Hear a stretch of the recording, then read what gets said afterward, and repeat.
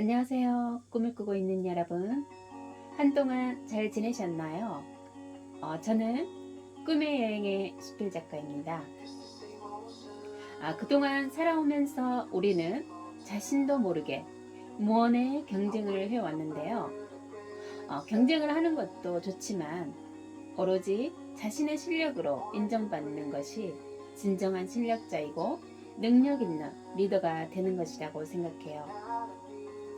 예를 들어 한 가정의 가장이 가족을 위해 살고 또 가족들을 먹여 살려야 하는 입장이잖아요. 가장이 어떻게 리드하느냐에 따라 아이들의 미래까지 영향을 미치게 되기 때문에 리더로서의 자질과 실력, 능력을 갖추어야 한다는 거죠. 한 가정의 가장도 그만한 책임감이 있어야 가족들이 울타리 안에서 편안하고 행복한 삶을 살아갈 수 있는 거잖아요. 그래서 제가 예를 한번 들어봤어요. 자, 가족의 리더라면 가장이겠죠. 가족들을 또 먹여 살리기도 하죠. 또 기업의 리더가 되면 기업을 성장시켜야 하고 또 회사 직원들과 가족들까지 이제 먹여 살려야 하겠죠. 또 대기업의 리더라면 우리 대기업 회장님들 말하는 건데요. 협력업체들까지 같이 다 먹여 살려야 하는 그런 또 협력업체 직원들과 또 가족들도 이렇게 보살펴 주시고 또 먹여 살리는 입장이 되시기 때문에 책임감이 막강하시겠죠.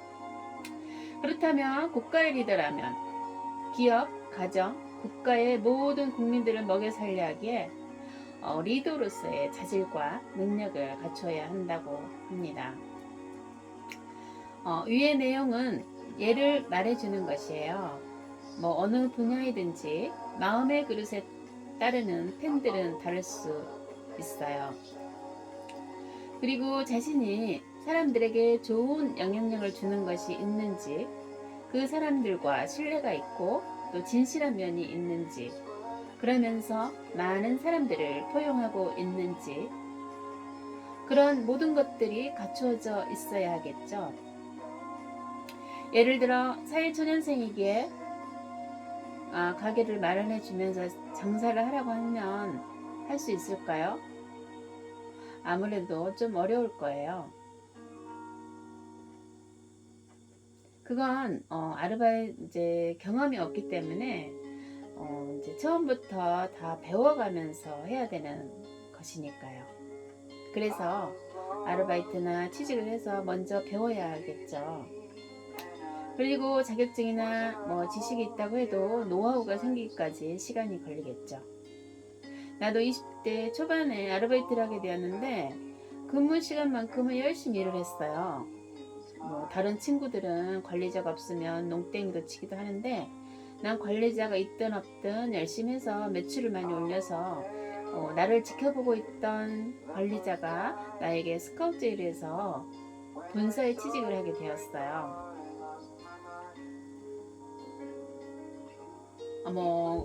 나는 그때도 관리자에게 잘 보이려 하기보다는 그냥 제품이 판매될 때마다 그 성취감을 얻는 게 좋았어요.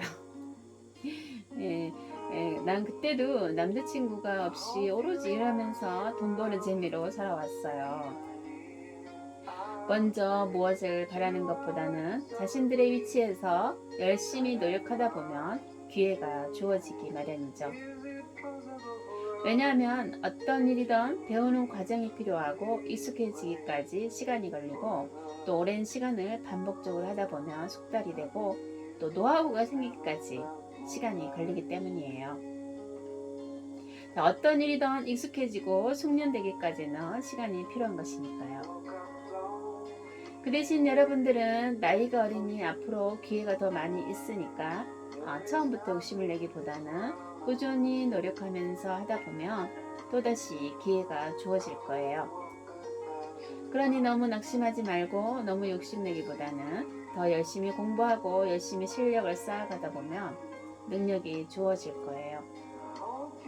그래서 무슨 일이든 어떤 일이든 오랜 세월 속에서 지속적으로 하다 보면 노하우가 생기고 또 지혜로운 리더로서 좋은 성품이나 지성미가 생기고 또 올바른 가치관이나 올바른 선택을 할 수 있어야 하고 능력을 갖추어야 해요.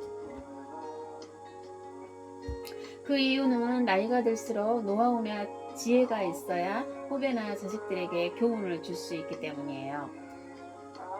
나이를 먹어서 퇴직하게 되고 은퇴하시는 분들은 일을 쉬어야 하잖아요.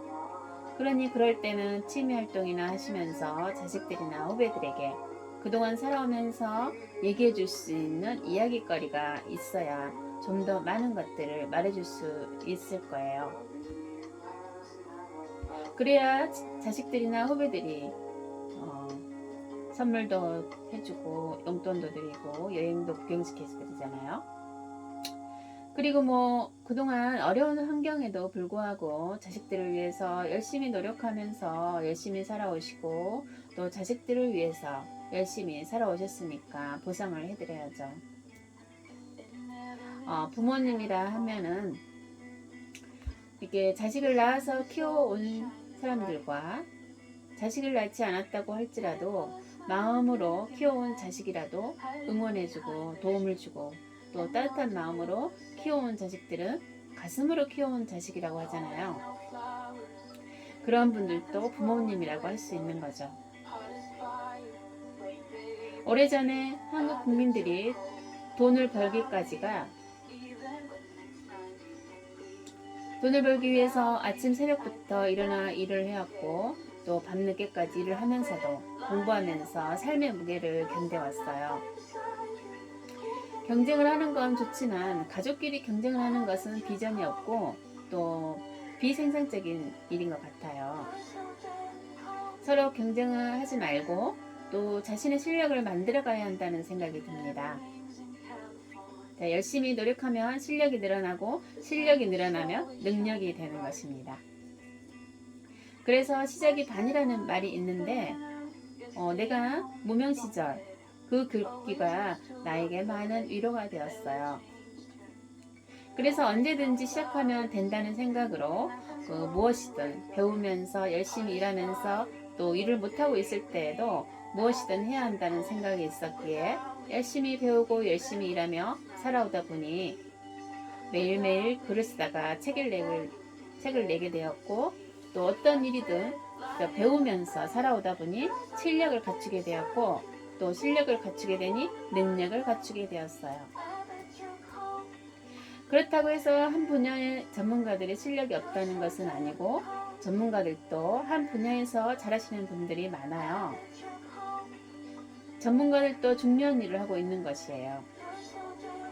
하지만 각 분야의 리더가 되려면 다방면에서 많은 것들을 접해보고 그 속에서 지혜를 터득해서 지혜롭게 위기를 기회로 전환할 수 있는 리더가, 능력 있는 리더가 되는 것이죠. 자, 리더로서 어떤 위기가 오더라도 또 지혜롭게 대처할 수 있어야 한다는 것이에요. 그런 리더라면 어떤 분야에서라도 일을 잘할 수 있는 것이죠. 하지만 어떤 일을 하고 있다고 하더라도 각자의 위치에서 일을 하고 있다면 최선을 다하고 있다는 것이에요. 네. 그리고 요즘 읽고 있는 책 하나 여러분에게 소개할게요. 모 대기업 회장님의 책의 내용이에요.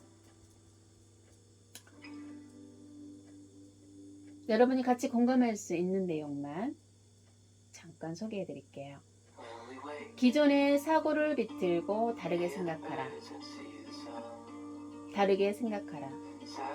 자, 애플의 슬로건이었다. 이것은 애플이 가장 창조적인 CEO로 평가받고 있는 스티브 잡스는 창조력이란 현상이나 사물을 연결시키는 것이라고 말했다. 이를 위한 방법이 바로 다르게 생각하기이다. 혁신을 일으킨 사람들은 기존 사고와 다르게 생각한다.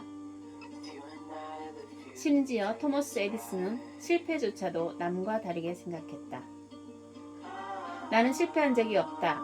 그저 작동하지 않는 1만 가지 방법을 발견했을 뿐이다. 이처럼 창조적인 사람들은 다르게 생각하고 다르게 행동하는 경향을 보인다. 그들의 공통점은 연결하기, 질문하기, 관찰하기, 실험하기와 같은 능력이 매우 발달되어 있다는 것이다. 이 회장님은 어렸을 때부터 사물의 본질을 꿰뚫어보고 다각적으로 사고하면서 다양한 사물에 대해 질문하고 관찰하고 연결한 것이다. 사색과 고독의 몰입을 통해서 사물을 꿰뚫어보는 훈련을 하고 전자제품을 통해 분에 조립하면서 수많은 실험을 했다.